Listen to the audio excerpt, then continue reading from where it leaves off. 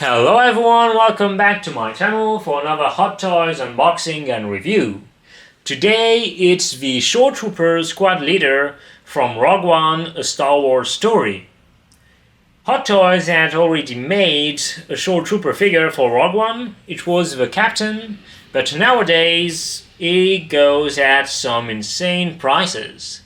Is currently selling at over $1,000, and honestly for Trooper it's too expensive and I wouldn't buy a figure at that price. So I'm thankful Hot Toys has decided to make other Shoretrooper figures. Obviously this is not the same Shoretrooper, but I'm glad they are making more. This one is the squad leader. They also made the simple Shoretrooper, but under the Mandalorian banner. So first, let's talk about the box. You get the same type of Star Wars collectible box as usual, with a promotional picture of the figure and the Star Wars logo. For the Rogue One figures, the colored strip is brownish, but this time, instead of getting other promotional pictures of a figure, you have a promotional drawing, same on the side and on the other side too. Then when you open the box, you have the usual additional promotional picture of a figure and then the figure itself. So first, let's take a look at the accessories.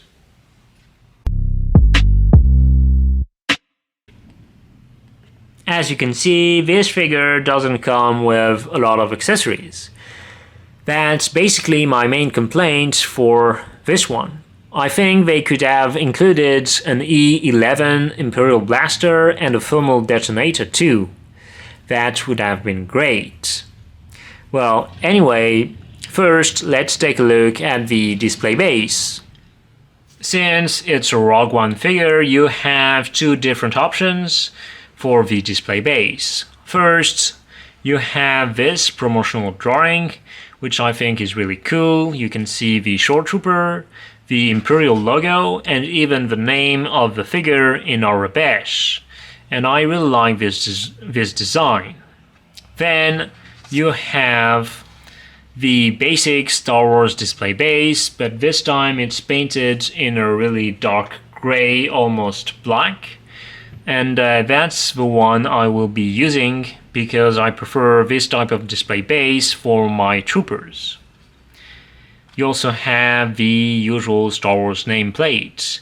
And then, since it's a Rogue One figure, you also have an extension to the display base like this. I think it's nice, but it's not really necessary. As for the stand, it's a crotch grabber, which I think is the best option for any figure. So now let's take a look at the different hands. You really have basic options for the hands. First, you have closed fist hands. Then you have these two hands to hold the weapons, and open hands. Though I have to say, the revering on each of the hands is really beautiful. It's the same type of revering that you have on the rest of the armor, but we'll see that later. So now let's take a look at the weapon. The weapon is a modified E11 blaster. They added a piece at the front and at the back. It's a nice weapon, and there's some subtle weathering which I think is really cool. So now let's take a look at the figure.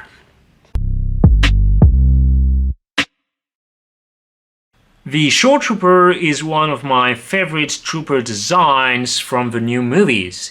It feels really different from the Stormtrooper armor, and I really like this sandy beige color. It works perfectly for them. I mean, they are Shoretroopers. I also like the use of colors for the different type of Shoretroopers. And the camo. I have a soft spot for troopers with camas. When they announced the 2 new Shoretrooper figures, I only wanted one, the squad leader. But since I have it in hands, I'm really tempted to get the simple Shoretrooper soldier, because this is such an incredible trooper figure. Plus, like I said, the Shoretrooper is one of my favorite trooper designs from the new movies, so why not taking the soldier one as well?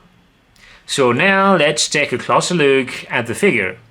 Usually for boots like this they would have used pleather, but for this one they used just plastic, and I think that's probably a good idea for a trooper, because you won't have to worry about damaging the figure over time.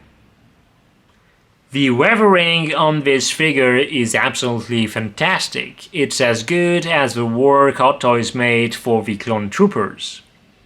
Each piece of his armor has some weathering, there are even some paint scratches. It's really fantastic.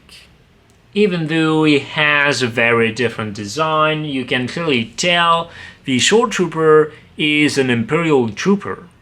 His helmet has some similarities with the Scud Trooper, which by the way is my favorite trooper design from the original trilogy. The mouthpiece is similar to the Scud Trooper helmet, and also the visor is also a bit similar. The rest of the helmet is different, but it's nice to have some similarities with other Imperial Trooper designs. I really love this helmet. Like the rest of the armor, he has some weathering on it. In terms of articulation, it has a great articulation range. You can look up like this, look down, move the head like this, so it's really good. Just like the clone trooper figures, the Shoretrooper's undersuit is entirely made of fabric, which means it has a better articulation range.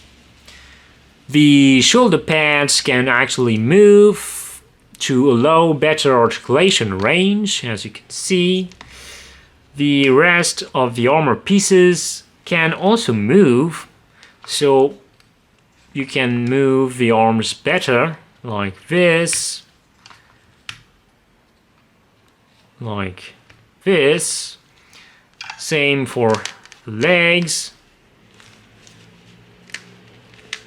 The feet can also move. So now let's try some poses.